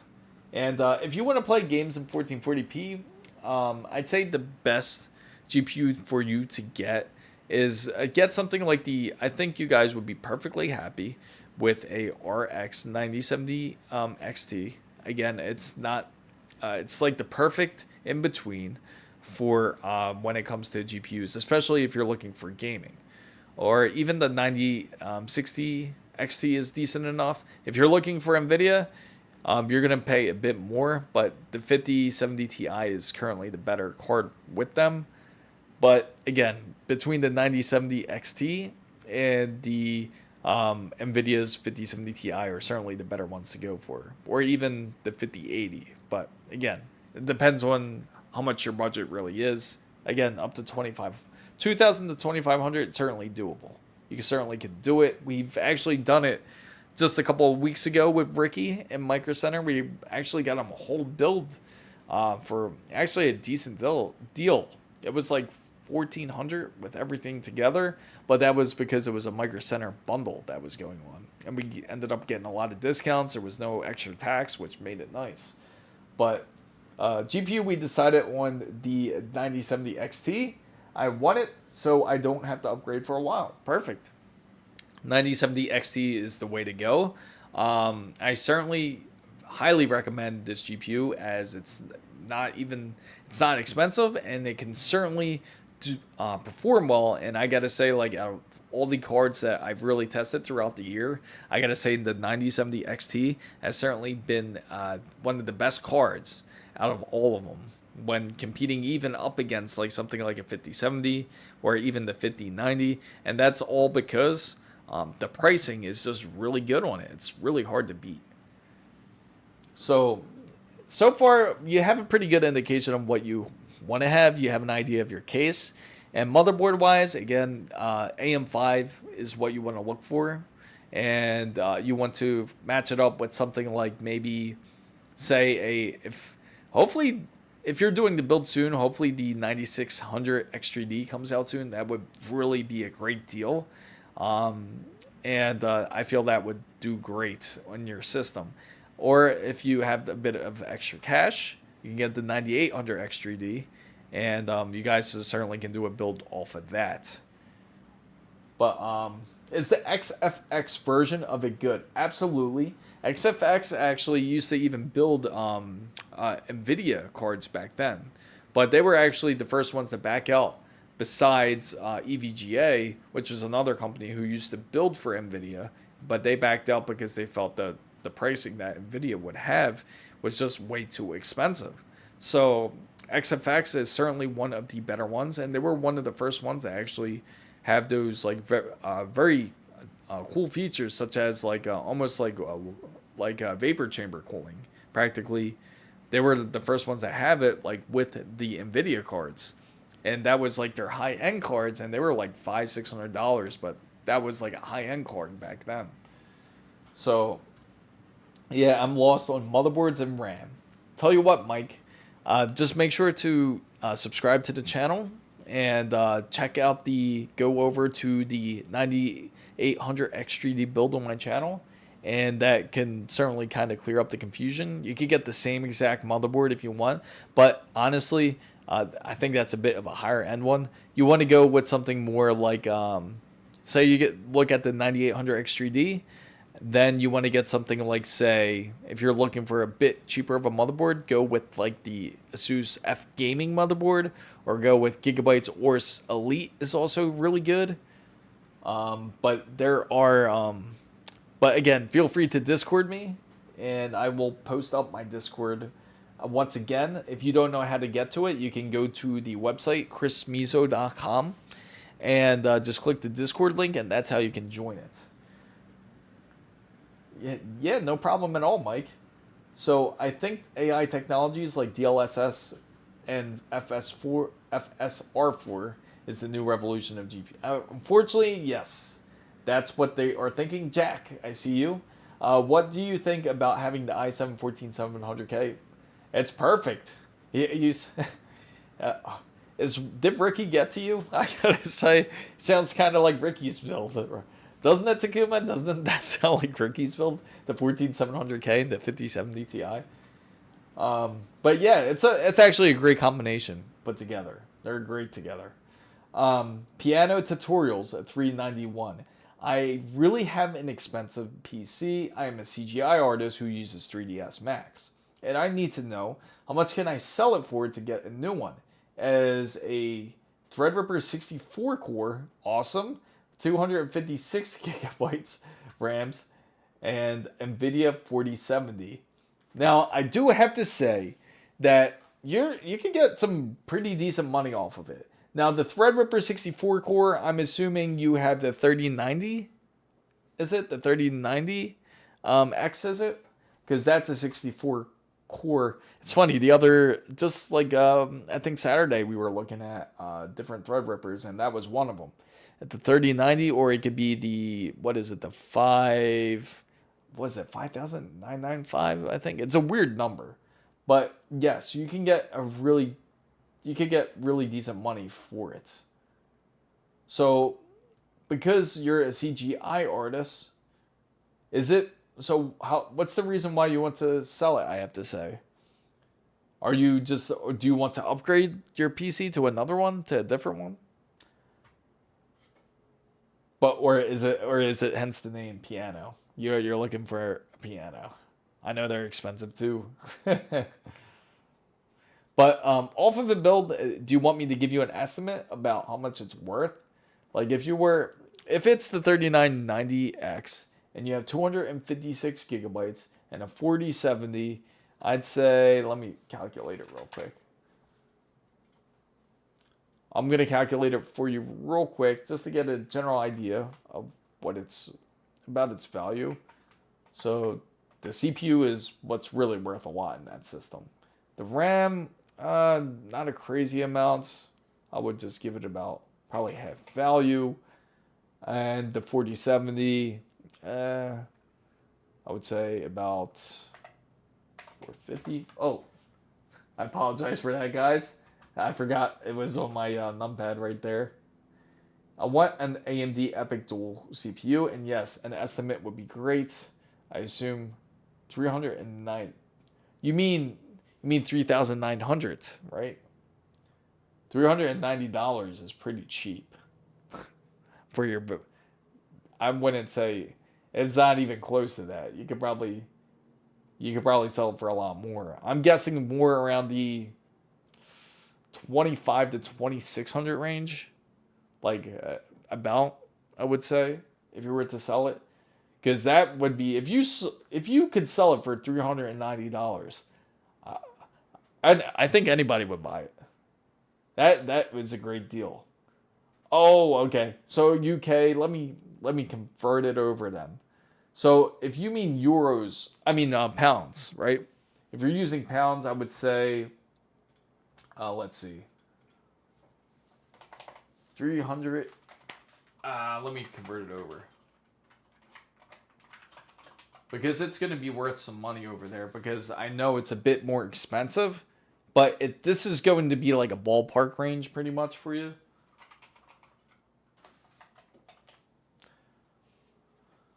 It should be about like 1900. About like 1900 to maybe about 1950 then. British pounds, I would say. Hopefully that helps you out, but yeah, you can get some decent money off of that PC for sure. If that's what you're trying to sell it, you could probably easily sell it for a great price. If you're selling it for $390, someone's definitely gonna buy it. I'll tell you, somebody will buy it real quick. If I was in the UK, I'd certainly get it for $390. But you could honestly get like about 1900 to about 1950, I would say. I think that would be a good price point for you to sell it at. But yeah, hopefully you get that. If you get the AMD EPYC CPU, that'd be pretty dope. And I got to say, for the most part, I don't know if anybody has seen it, which was I actually forgot to mention this topic, which was the Lenovo Legion Go 2. How about that price point? 2 terabytes for a $1,350, right? And you also get an OLED display, and you get the Zen 2. You get not Zen 2. What am I saying? You're getting AMD's Z2 Extreme for $1,350. And then on top of it, you get 32 gigabytes, touchscreen. You can set up Steam OS if you want to on it. And it does have Windows. It doesn't have the new Windows that they are customizing for the ASUS ROG Ally, but they are going to change it over in April 2026, they said. So thank you. I also sell a server that I bought the other month for about 13. So, okay. Yeah, so you certainly, so your server, that you bought. What's in the server now? With 2 AMD Epics in it. Well, that's pretty competitive along laptops. That's what I mean. It's pretty. That's what I'm saying. The pricing is a bit high on it. It's an 8.8-inch display. If I throw it onto it, and it also it's detachable. You got the detachable controllers on there. So I'm quite curious what people think of it. Now, of course, they got the ASUS ROG Ally, the Z2 version, which will release soon, the Xbox version, and that's going to be around that same price, almost nearly the same price point. But for an extra $1,100, I believe that they're going to sell theirs for.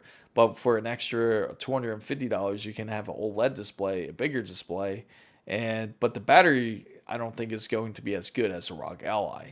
And the ROG Ally obviously has a LCD display as well. So is it installing drivers and Windows intimidating as it looks? It might look really terrible to do it, I have to say. But I promise you, it won't be that bad. It honestly will not be that bad to actually install drivers. It's actually really simple and easy. I definitely do got to come out with a tutorial on something like that. Thanks Takuma. Shout out to Takuma for that. Thank you for letting me know to do something like that. I didn't even think something of that. Even though it's like once you do it, it'll become second nature to you, and it'll be be pretty easy to do. Well, I mean, along laptops, they are costing like that's true. The Razer is like $5,000, and it's just quite insane when it comes to laptop pricing. The crazy part is you're not going to get that much of a power gain, especially if you're going from, say, the 4000 RTX 4000 series over to the 5000 series. It's not like there's a different type of draw when it comes to these laptops. It's still very limited until they can really do something with battery life. Yeah, no problem, photosynthesis. Yeah, thanks for asking. Oh yeah, to answer that question about the AMD Epics, now you have the AMD Epic Dual CPU. Now, exactly which one is it? Let's take a look here. I have an idea here. AMD Epic. Now, I'm assuming they're very expensive, depending on which one you have here. Now, if you have Now, for me to give you a price point or give you an idea of how much it's worth, I have to know exactly which one it is, because Epic has there's much more than just one dual core that they have. So if you can find that out for me, I can then estimate. But again, they're worth some money here. You can definitely pull some money out of it if you are trying to sell a server. For certain. But yeah, I gotta say, for Lenovo, I'm quite interested to see how well that works for them and their price point. I'm just curious to see if it's going to sell. But the funny thing is, when you do really compare, right? Just really think about it. How quick do you know people would purchase a new iPhone 17, right? How quick would they purchase it? And the price isn't going to be that far off of a Lenovo. Lenovo Go 2. So, but certainly people would weigh the options and certainly go with the newer phone, obviously, first over something like the Lenovo Legion, the Lenovo Go 2. I keep forgetting how they switch up the name like that. But what is your thoughts of that? I gotta say, what is everyone's thoughts of that? Is it like matching or comparing apples and oranges when it comes to something like portable PC gaming versus, say, a cell phone? So I'm curious to hear what everybody's thoughts are on that. Is it something that certainly interests you? Would you prefer a portable PC gaming console over a new phone? So I see new cases are really going to be ready with that BTF stuff. That is something that has to certainly be done. I would love to do a PDF build. Can you imagine how clean your PC would look? And when it comes to BTF, what he's talking about is the newer type of motherboards. Excuse me. The newer motherboards where everything is connected via the back of the motherboard, or in the back, like all your connectors, like your typical power supply connectors, your ATX connections, they're all going to be connected through the back instead of the front. So that way you don't have to route from the front to the back. And it makes it much easier and simpler for you when you connect your PC together. But I have to say, I do appreciate everyone coming in. I hope this earlier time, everyone did enjoy it. Hopefully you were able to catch it. Hopefully you guys aren't just coming in. I apologize for anybody just coming in who is just catching that I called for an early stream today, but so Saturday will be just back to its normal time. And but it seemed like everybody seemed to like this timing when it came to the streaming. So I really thank everybody for coming in. Make sure you like and subscribe. If you have any more questions, feel free to join Discord, and I will certainly get back to you once I get the chance. And I certainly won't forget anybody that didn't join the Discord. Make sure to join. It's right here in the comments, in the chat, which I will post right here. Oh, just a moment. Hopefully it lets me through. Sometimes it does, sometimes it doesn't. So let's find out if it does. That's it right there. So if anybody's just joining in, I apologize. Usually I obviously start usually between 6 to 8. Hopefully you caught the early stream. If you haven't, again, I apologize. We will go back to its regular time on Saturday, which is going to be the 8